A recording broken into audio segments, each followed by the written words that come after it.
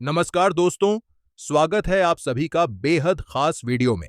दोस्तों, वीडियो में चर्चा करेंगे कि भारत का मेहमान बनकर आए ईरानी जहाज को अमेरिका ने अपनी दबंगई दिखाते हुए नैतिकता को भूलकर और युद्ध की मर्यादा को दरकिनार करके समंदर में डुबो दिया। तो इसके बाद प्रधानमंत्री मोदी को और मोदी सरकार को सेना के रिटायर्ड अधिकारियों ने क्या खरी खरी बातें सुनाई हैं।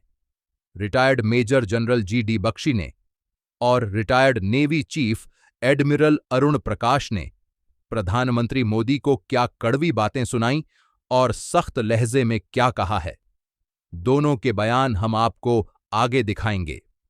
लेकिन उससे पहले पूरी कहानी समझ लेते हैं, जो हम सबके लिए भी शर्मिंदगी की बात कही जा रही है, क्योंकि ईरान का यह जहाज भारत में हमारा अतिथि बनकर आया था। ईरान का जहाज देना भारत में आयोजित मिलन 2026 के कार्यक्रम में भाग लेने के लिए आया था। कई देशों के जहाज यहां इस कार्यक्रम में भाग लेने के लिए पहुंचे थे और स्वयं हमारी नेवी ने उनका स्वागत किया था। ईस्टर्न नेवल कमांड का यह पोस्ट आप देख सकते हैं, जिसमें ईरान के जहाज देना के स्वागत को लेकर पोस्ट किया गया है और विशाखापट्टनम में उनका स्वागत किया गया है। आप यहां कई तस्वीरें देख सकते हैं। यह तस्वीर IRIS देना की है, जो ईरान का जहाज बताया जा रहा है, जिसे अमेरिका ने डुबो दिया। इसके अलावा जहाज पर आए ईरान के नौसैनिकों और अधिकारियों के साथ भी कई तस्वीरें आप देख सकते हैं। इन तस्वीरों में भारत की मेहमान नवाजी साफ दिखाई देती है। इस कार्यक्रम में शामिल होने के बाद, मिलन 2026 में भाग लेने के बाद, ईरान का यह जहाज वापस जा रहा था, भारत की सीमा से गुजर चुका था। लेकिन आप यह भी कह सकते हैं कि हमारे ही घर के दरवाजे पर अमेरिका ने अपनी दबंगई दिखाते हुए इस जहाज को पानी में डुबो दिया। यह जहाज कोई युद्ध नहीं लड़ रहा था, यह भारत से वापस जा रहा था और हमारा मेहमान था। इसके बाद क्या होता है? बहुत अहंकार के साथ अमेरिका ने वीडियो जारी किया, बयान जारी किया गया व्हाइट हाउस की तरफ से। आप देख सकते हैं यह अहंकार से भरा हुआ बयान, जिसमें व्हाइट हाउस ने पोस्ट किया है। ईरान के जहाज को डुबोने का वीडियो और स्टेटमेंट जारी करते हुए व्हाइट हाउस ने ऊपर लिखा कि ईरान का जहाज, ईरान की वॉरशिप यह समझ रही थी कि वह इंटरनेशनल वाटर में सुरक्षित है, लेकिन ऐसा नहीं था। इसके बाद वीडियो में क्या दिखाया गया और व्हाइट हाउस की तरफ से क्या कहा गया, जरा वह भी सुनिए। An American submarine sunk an Iranian warship that thought it was safe in international waters. Instead, it was sunk by a torpedo. Quiet death. The first sinking of an enemy ship by a torpedo since World War II. Like in that war, back when we were still the War Department, we are fighting to win. तो बड़े अहंकार के साथ America की सरकार इस तरह के बयान देती रहती है कि हमने इतने लोगों को मार दिया, हमने ऐसे मारा, हमने वैसे मारा। दुनिया में बहुत देशों ने युद्ध लड़े हैं, लेकिन इस तरह के अहंकार के साथ शायद ही कोई बोलता है, जिस तरह के बयान अमेरिका की तरफ से सामने आते हैं। ऐसा लगता नहीं कि कोई इंसान बोल रहा है, लगता है जैसे कोई मशीन बोल रही हो। और इसी अंदाज में जब इस जहाज को डुबोने की जानकारी अमेरिका की तरफ से दी जाती है, तो उसके बाद मोदी सरकार पर सवाल खड़े किए जाते हैं। विपक्ष के नेताओं ने भी सवाल उठाए और सेना के रिटायर्ड अधिकारियों ने भी सवाल उठाए। Retired major general GD. Bakshi ने क्या कहा और इसके अलावा पूर्व नेवी चीफ ने क्या कहा, यह आगे आपको दिखाएंगे। लेकिन उससे पहले विपक्ष का रिएक्शन आपको दिखाते हैं। आम आदमी पार्टी के सांसद संजय सिंह ने प्रधानमंत्री मोदी को संबोधित करते हुए एक वीडियो दिखाया है। संजय सिंह ने ईरान के जहाज का यह वीडियो दिखाया है, जब राष्ट्रपति के सामने, हमारी राष्ट्रपति के सामने इस जहाज की तारीफ की जा रही थी और हम मेहमान नवाजी कर रहे थे। Commanded by Commander Abuzad Zareh. She's a Moj-class frigate of the Islamic Republic of Iran Navy, commissioned in June 2021 and named after महामहिम राष्ट्रपति द्रौपदी मुर्मू इस जहाज का जायजा ले रही हैं। जहाज की खासियत उनके सामने बताई जा रही है, यानी भारत के इस इवेंट की शोभा बढ़ाने का काम ईरान की तरफ से किया गया था।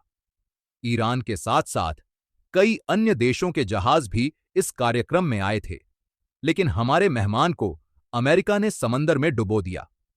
इसके बाद मोदी सरकार से संजय सिंह क्या कहते हैं? संजय सिंह कहते हैं, यह वीडियो मोदी की कायरता को हमेशा हमेशा के लिए दर्ज करेगा।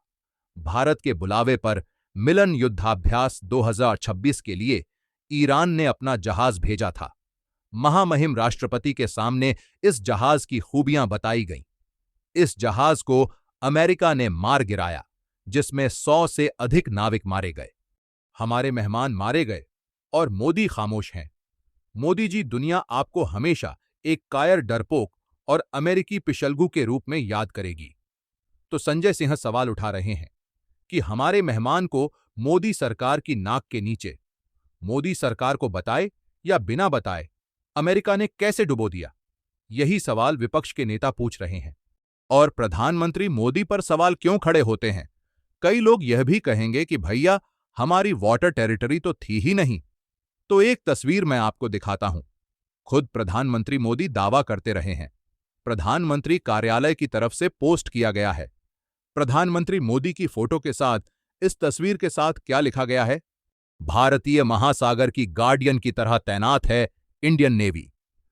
तो यह प्रधानमंत्री मोदी की फोटो के साथ पोस्ट किया गया था। लेकिन सवाल यही उठता है कि अगर इंडियन ओशन में हम गार्डियन हैं, तो आखिर अमेरिका ने ऐसी दबंगई दिखाने की हिम्मत कैसे की? इस पूरे मुद्दे को लेकर कांग्रेस प्रवक्ता पवन खेड़ा क्या कहते हैं? पवन खेड़ा प्रधानमंत्री मोदी को निशाना बनाते हुए कहते हैं कि भारत के अतिथि IRIS देना एक ईरानी नौसैनिक जहाज को भारत के सामरिक आंगन में अमेरिका द्वारा टॉर्पीडो से उड़ा दिया गया, जबकि वह भारत द्वारा आयोजित इंटरनेशनल प्लेट रिव्यू से घर लौट रहा था। बचाव अभियान का नेतृत्व कर रहे श्रीलंका का दावा है कि इसमें कम से कम 80 नाविक मारे गए हैं, जबकि लगभग 100 अन्य गंभीर रूप से घायल हैं या अभी भी लापता हैं। अब सवाल यह है कि क्या नरेंद्र मोदी नैतिक साहस दिखाकर इसकी आलोचना करेंगे, ईरान के प्रति संवेदना व्यक्त करेंगे और श्रीलंका को बचाव तथा राहत प्रयासों में सहयोग देंगे, या इसके लिए भी वॉशिंगटन और तेल अवीव से अनुमति लेने की जरूरत है? तो पवन खेड़ा प्रधानमंत्री मोदी से नैतिक साहस दिखाने की अपील करते हैं और चुनौती देते हैं। लेकिन क्या मोदी सरकार ऐसा करेगी? बहुत सारे समर्थक यह कह सकते हैं कि विपक्ष तो हमेशा विरोध ही करता रहता है। विपक्ष तो कहेगा ही कि वह ईरान के समर्थन में बोल रहा है। लेकिन अब सवाल यह है कि भारत के रिटायर्ड सैन्य अधिकारी क्या कहते हैं, क्योंकि वे लोग निष्पक्ष माने जाते हैं और कई मौकों पर लगातार मोदी सरकार का समर्थन भी करते आए हैं। Retired major general GD Bakshi कई बार अलग अलग मौकों पर मोदी सरकार का समर्थन करते दिखाई दिए हैं, लेकिन ईरान के मुद्दे पर मोदी सरकार के रुख को लेकर और इस जहाज को डुबोने की घटना पर retired major general GD Bakshi क्या कहते हैं, वह बिल्कुल साफ शब्दों में मोदी सरकार को सुनाते हैं और प्रधानमंत्री मोदी के समर्थकों की भी कड़ी आलोचना करते हैं। GD बख्शी ने क्या कहा, यह हम आपको बताएंगे, लेकिन उससे पहले पूर्व navy chief admiral Arun Prakash ने मोदी सरकार को क्या संदेश दिया है, वह जरा सुन लीजिए। रिटायर्ड नेवी चीफ अरुण प्रकाश कहते हैं, हमें कोई विशेष कदम उठाने की आवश्यकता नहीं है, लेकिन हमें अपनी गहरी चिंता और असंतोष अवश्य प्रकट करना चाहिए कि आपने एक युद्धपोत को डुबो दिया। मेरा मतलब यह है कि आपने समुद्री युद्ध को हमारे दरवाजे तक ले आने का काम किया है, बिना हमें जानकारी दिए या हमसे कोई सलाह मशविरा किए।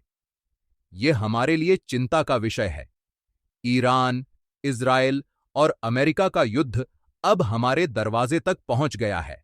मेरी समझ के अनुसार रणनीतिक स्वायत्तता के साथ कुछ नैतिक आधार भी होने चाहिए। आगे वह कहते हैं, इसलिए हमें अमेरिका को अपनी चिंता और नाराजगी से अवगत कराना चाहिए। यह संघर्ष अनावश्यक, अंतहीन और पूरी तरह निरर्थक है। इससे पूरी दुनिया को केवल दुख और पीड़ा ही मिलेगी। हमें यह भी नहीं मालूम कि यह संघर्ष किस कारण से चल रहा है और यह कब समाप्त होगा। इसलिए मेरा मानना है कि भारत को इस मुद्दे पर स्पष्ट रुख अपनाना चाहिए, अमेरिका के सामने अपनी नाराजगी और गहरी चिंता व्यक्त करनी चाहिए और उनसे अनुरोध करना चाहिए कि दुश्मनी और सैन्य कार्रवाई को जल्द से जल्द समाप्त किया जाए तथा इस संघर्ष को हमारे समुद्री इलाकों से दूर रखा जाए। इसके बाद सवाल आता है कि मेजर जनरल जीडी बख्शी क्या कहते हैं।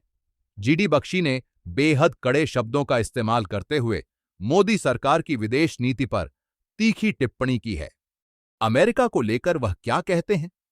वह कहते हैं कि आपको जो बताया जा रहा है वह यह है कि हम किसी के भी पिछवाड़े पर लात मार सकते हैं।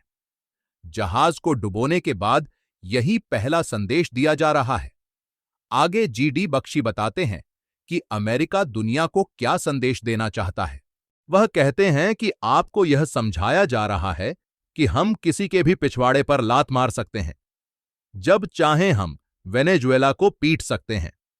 हम उसके राष्ट्रपति का अपहरण कर सकते हैं, उसे उठाकर ले जा सकते हैं और साथ में उसकी पत्नी को भी। हम ईरान पर हमला कर सकते हैं और हम ऐसे जहाज को भी निशाना बना सकते हैं जो आपके मेहमान के तौर पर आया था, बिल्कुल आपके दरवाजे के सामने। यह बात प्रधानमंत्री मोदी को सुना रहे हैं मेजर जनरल डी बख्शी। आगे वह कहते हैं कि यह घटना आपके ही पानी के ठीक बाहर आपके एक्सक्लूसिव इकोनॉमिक जोन में हुई है। इसके बाद वह कहते हैं कि यह कोई बहुत दोस्ताना संदेश नहीं है। हम माफी चाहते हैं। हमारे देश में डोनाल्ड ट्रंप के बहुत सारे चीयर लीडर हैं। हमारे देश में डोनाल्ड ट्रंप के कई समर्थक हैं जो उनकी वाहवाही करते रहते हैं। आगे जीडी बख्शी उन मोदी समर्थकों को भी सुनाते हैं जो ट्रंप की तारीफ करते हैं और ईरान पर हमले को सही बताते हैं। उन्हें चीयर लीडर कहते हुए जीडी बख्शी आगे क्या कहते हैं?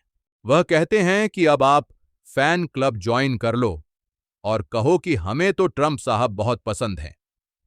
वह बहुत अच्छा काम कर रहे हैं। भारत के ऊपर 50% टैरिफ लगा दिया। बांग्लादेश में कलर्ड रिवॉल्यूशन, नेपाल में कलर्ड रिवॉल्यूशन और श्रीलंका में कलर्ड रिवॉल्यूशन। कई देशों में यह माना जाता है कि वहां हुई क्रांति के पीछे अमेरिका की भूमिका रही। जब किसी विदेशी प्रभाव की वजह से कोई रिवॉल्यूशन होता है तो उसे कलर रिवॉल्यूशन कहा जाता है। इसी वजह से इस मुद्दे पर जीडी बख्शी अमेरिका पर निशाना साधते हैं। आगे वह कहते हैं, $1 अरब हमारे खा लिए और 100 इंजन दे रहे थे G404 हमारे तेजस लड़ाके के लिए। 2 दिए थे अभी तक। अरे पीठ में छुरी घोंपे तो इससे बढ़िया छुरी कौन घोंप सकता है? और बकवास सुन लो पूरा, defining partnership of the 21st century. अरे साहब, जिस तरह आपने विश्वासघात किया है, यह जख्म भरने में कई साल लग जाएंगे। लेकिन भारत में कुछ ऐसे लोग हैं जो कह रहे हैं कि लेट जाओ अमेरिका के सामने, साष्टांग दंडवत कर दो। तो अमेरिका के सामने साष्टांग दंडवत करने को लेकर सीधे सीधे कठोर शब्दों का इस्तेमाल करते हैं जीडी बख्शी। आगे वह कहते हैं, वह नया कॉलोनियल मास्टर है। 200 साल तक आप अंग्रेजों के गुलाम रहे, अब आप अमेरिका के गुलाम बन जाओ साहब। अब आप अमेरिका के गुलाम बन जाओ साहब। आपकी बेहतरी इसी में है। तुम्हारी ऐसी की तैसी। तो अमेरिका का समर्थन करने वालों को और ट्रंप की वाहवाही करने वालों को जीडी बख्शी इसी तरह जवाब देते हैं। वह साफ शब्दों में मोदी सरकार को सुनाते हैं कि अमेरिका को लेकर हमारा यह रुख हमारे लिए अच्छा नहीं है। आप इस पूरे मामले को लेकर क्या सोचते हैं? अपनी राय कमेंट बॉक्स में जरूर लिखें। साथ ही चैनल को सब्सक्राइब भी करें। नमस्कार।